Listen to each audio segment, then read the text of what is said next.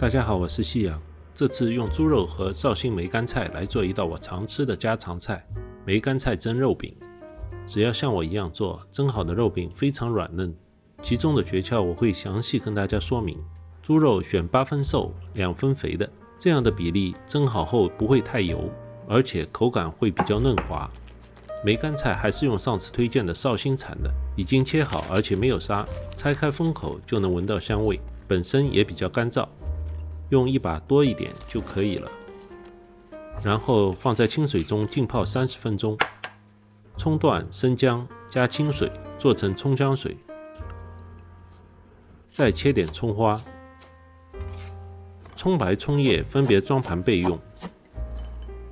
猪肉先去皮，然后切成小块。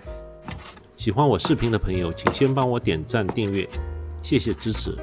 最后把猪肉剁成肉末，如果怕麻烦，也可以直接买肉末，区别是自己剁的肉末有颗粒感，口感会更好一点。放入1大勺酱油、1勺食盐、1勺白糖、半勺白胡椒，放入葱白末、1/3葱姜水。葱姜水在搅拌过程中分3次加入，1斤猪肉加110克水，最后用手抓捏上劲，让水分完全吸收。加入1小勺淀粉，使肉末保持水分。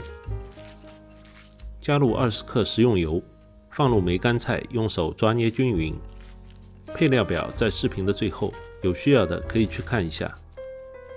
用一个深的盘子把肉末放入，尽量铺平，让肉末可以受热均匀。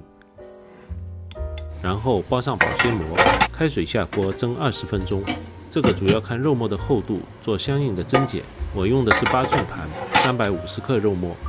时间到，打开锅盖，撒上葱花。这道江南风味的梅干菜蒸肉末就做好了。肉末口感软嫩鲜美，记得梅干菜不要放太多。适量的梅菜可以让汤汁鲜香可口，拌饭吃更是一绝。我是夕阳，请别忘了订阅这个频道。谢谢收看，我们下期再见。